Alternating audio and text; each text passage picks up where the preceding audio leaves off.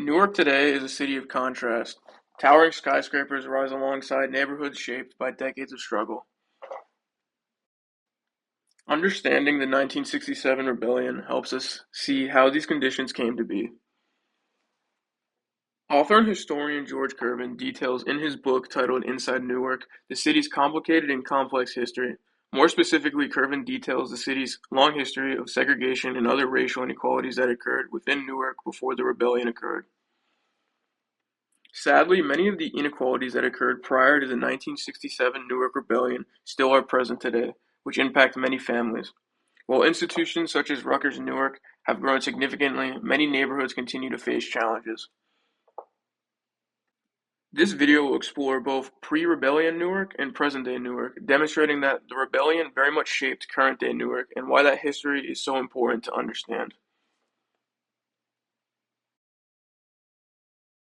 Walking through Newark streets today, one can see the echoes of the past.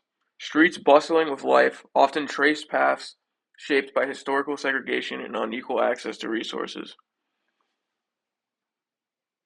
Historian Alice George, in her article on the 1968 Kerner Commission, details that poverty and institutional racism was the root cause of the violence in Newark, demonstrating that the rebellion didn't just come out of nowhere, but was building and building for years prior due to racist practices in the city that harmed people of color.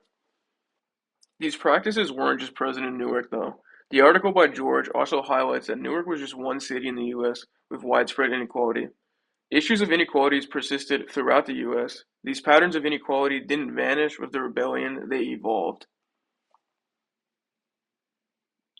While the media often portrayed the rebellions as a riot, the historic inequalities demonstrate that the people of Newark were rebelling against an unfair and unjust system.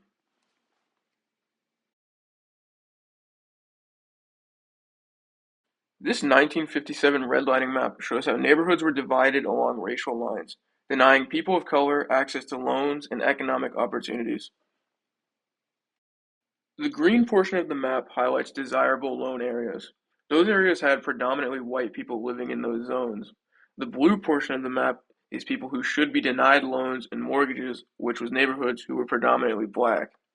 More notably, the map also shows areas designated for urban renewal, which often meant places where factories would be built, which for the most part is in areas in which people should be denied loans. Factories that are within close proximity to residential areas often led to health problems. This is still an issue that impacts Newark today. The map, also being dated to 1957, exactly 10 years before the Newark Rebellion, demonstrates that the rebellion was a response to a racist system that had been impacting them for years prior. This was one of many challenges people of color experienced prior to the rebellion. It was an unfair system, and they felt the need to respond. While redlining was later outlawed, loopholes and discriminatory practices persisted, continuing to shape Newark neighborhoods and contributing to long-term inequality. Life in Newark before the rebellion was difficult. Crowded streets, neglected housing, and limited access to jobs marked everyday experience. The documentary No One to Help Us shows how families navigated daily life in these conditions, revealing the human stories behind the structural inequality captured in maps and statistics. Residents often faced harassment from police and felt ignored by city officials. These tensions created an environment where frustration simmered daily, making the city a ticking time bomb. Despite these challenges, communities often organized around churches and neighborhoods. Creating networks of support and resilience, these same communities would later mobilize during the rebellion. Economic neglect and strained policing set the stage for growing activism and unrest, captured in documentaries like The Troublemakers, made just before the rebellion. By the mid-1960s, frustrations in Newark were mounting. Residents struggled with poor housing, limited employment opportunities, and underfunded schools, all while facing daily discrimination. Interactions with the police were a constant source of tension, as The Troublemakers shows. Many residents felt ignored or unfairly treated by local authorities, fueling anger and distrust within the community. Economic and racial inequalities compounded daily frustrations. Redlining and discriminatory hiring practices concentrated poverty in specific neighborhoods, leaving residents with few opportunities for upward mobility. As previously mentioned, these social tensions compounded by systemic inequality created a ticking time bomb. When an incident of police violence ignited the city in July 1967, these underlying frustrations would explode into rebellion.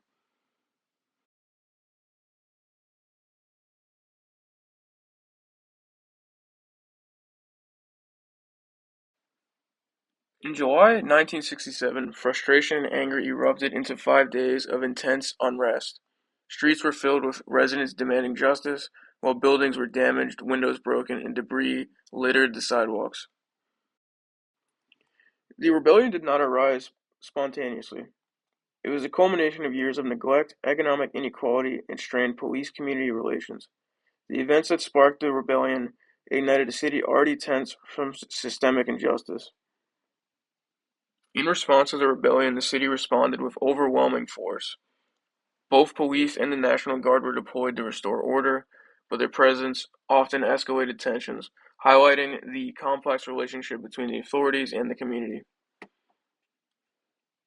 Following the rebellion, families were displaced, businesses were destroyed, and entire neighborhoods faced uncertainty.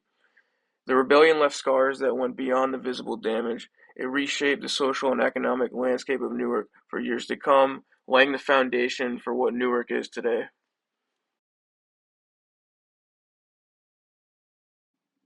This photo was taken in the 1990s, 3 decades after the rebellion took place. It stayed completely abandoned following the events, demonstrating just how impactful the events that unfolded were on the city of Newark.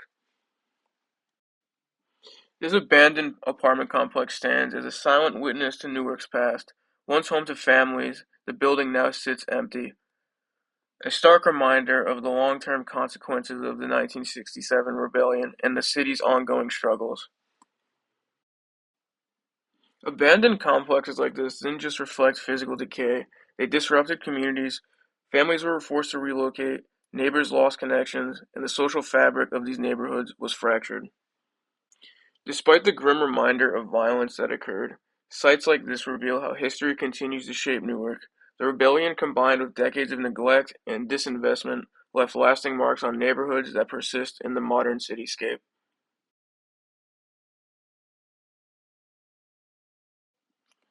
The flyer, which can be seen on the right, circulated just before or during the 1967 rebellion.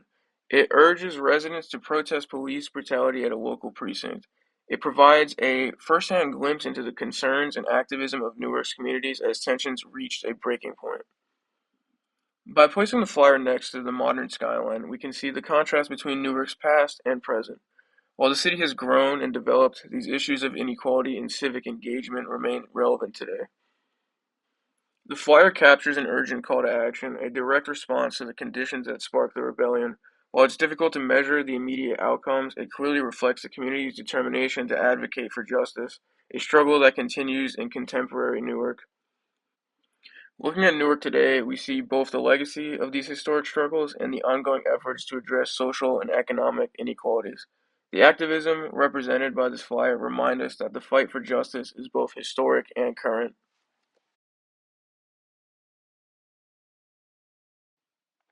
Looking at modern Newark, we see a city that has grown and transformed over the decades. Skyscrapers rise, universities like Rutgers thrive, and neighborhoods have developed in new ways. Yet, the legacy of the 1967 rebellion remains evident. Some communities continue to struggle with economic inequality, disinvestment, and tensions around policing.